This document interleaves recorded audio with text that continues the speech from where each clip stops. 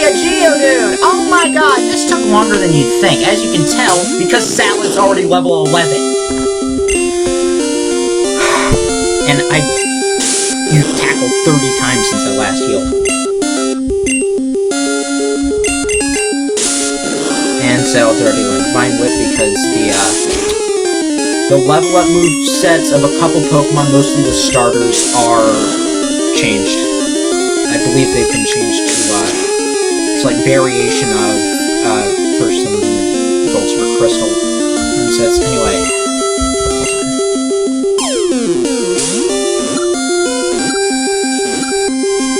Excellent! Geodude was caught.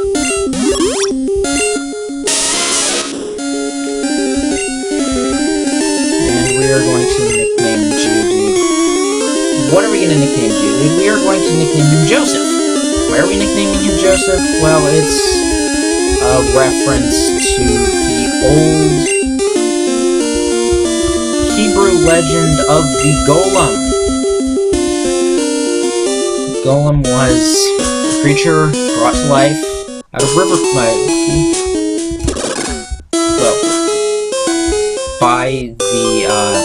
a rabbi to defend the town of Prague.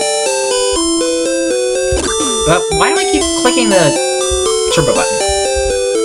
I'll try to avoid doing that. It's creepy. Just try to press B. Anyway. And, when pretending to be an ordinary human being, the golem went by the name Joseph. So, that's why I named him Joseph. Anyway, it's kind of annoying having to walk all the way back to Seashore to heal, but running shoes make it a little more bearable. Anyway, now that we've caught Geodude, we can proceed into the cave proper. Some people would take this time to start grinding their Geodude.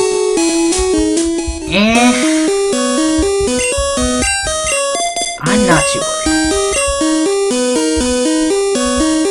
Anyway, first trainer battle that isn't a rival. Alright.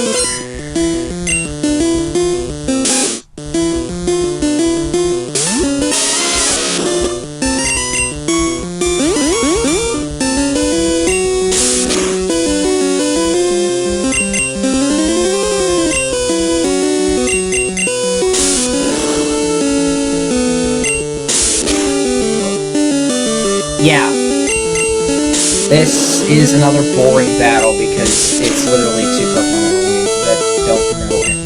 Because the Pokemon are at such low levels that it's boring. But don't worry, we'll learn Rock Slide soon. Rock Throw soon, and Rock will be able to do it.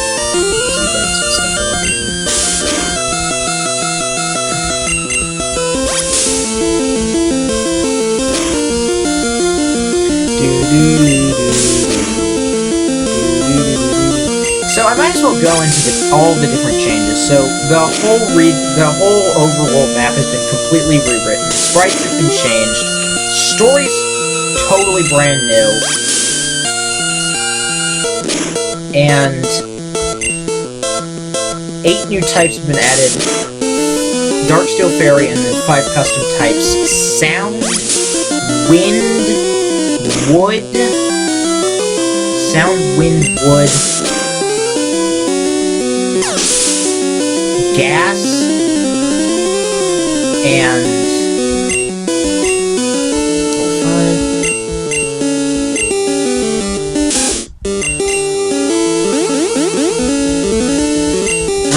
shoot, what's the other one?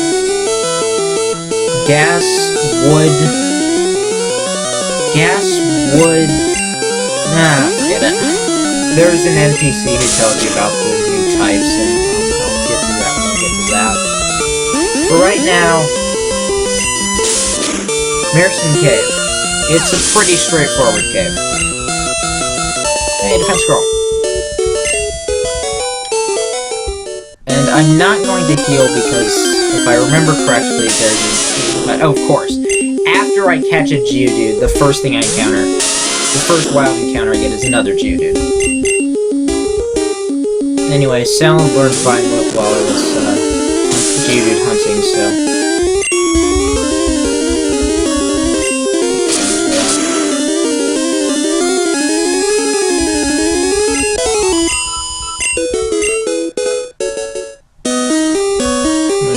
Escape rope! I do not use escape ropes. Like, ever. If I really want to escape from a cave, I carry around something with dig.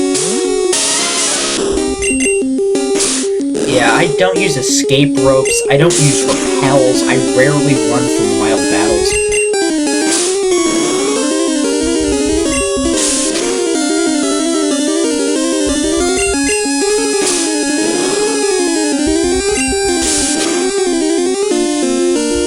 And I don't use a lot of status moves either.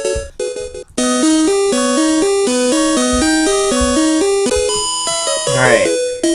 Last time. You want a battle? Okay, let's go. Yay! Happy, happy, fun, fun! This lab is designed to torment you if you decided to choose Squirtle. There's also a later trainer who will torment me for choosing Bulbasaur, and a trainer who will torment you if you chose Charmander. But because I have a Geodude, this Pikachu is no trouble at all, and if I play my cards right, the guy designed to punish Bulbasaur users won't be much trouble either, because he uses Spearow. And Geodude can handle Spearow. Or Fairy. Fairy has actually been changed into a Fairy type.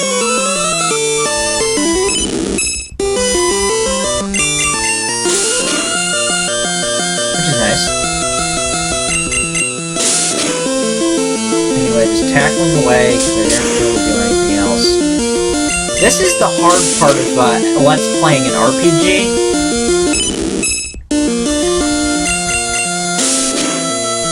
Random battles aren't really all that commentary worthy. I could just go off on a completely unrelated tangent. Uh-oh.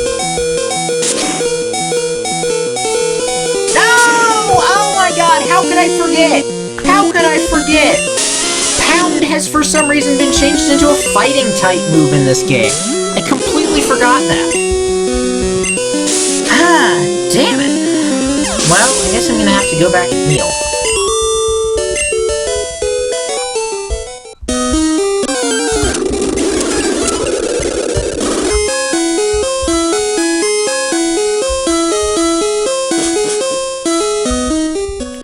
Sorry for fast-forwarding there, I don't like to do it, but I really didn't want to have to drag this on any longer. I'm not very good with video editing, unlike some people, so... the only cuts you will see in this LP will be between videos. That's the only time anything's gonna happen off screen. Why do I keep fast-forwarding? I don't want to fast-forward.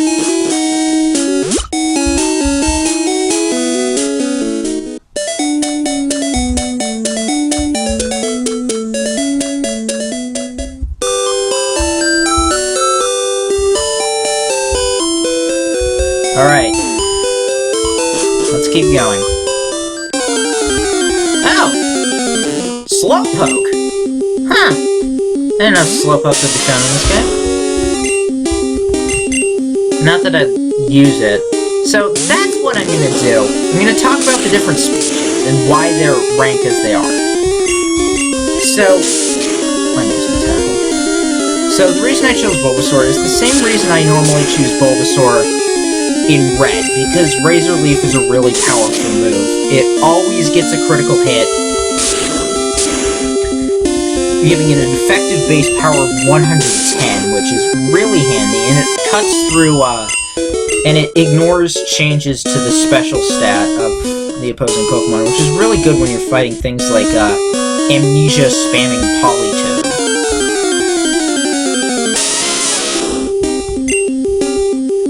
Also,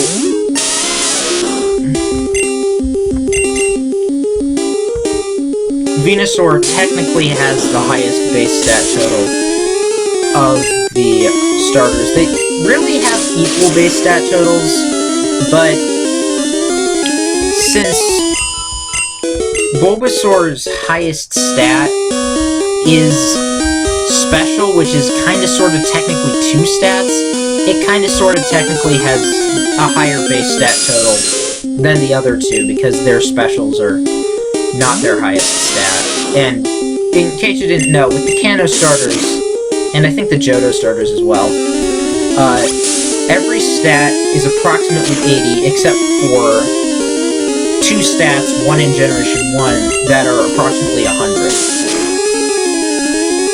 So for Venusaur, it's special, later special attack, special defense.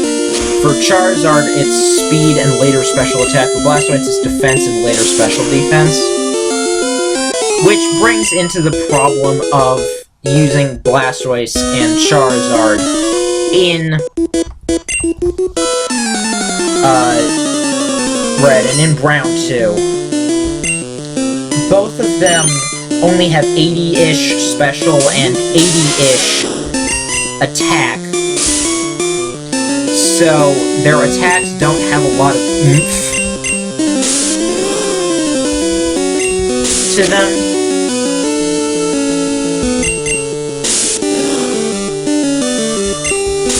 So even with, you know, powerful moves like Earthquake, Auto Crit, Slash, Hydro Pump on Blastoise, it just doesn't have the necessary oomph to KO things. If you know what I mean. And because as this game goes on, the levels will go higher and higher and higher, you really want to be able to hit as hard as possible, and for that you really need Pokemon whose offensive stats are above 100.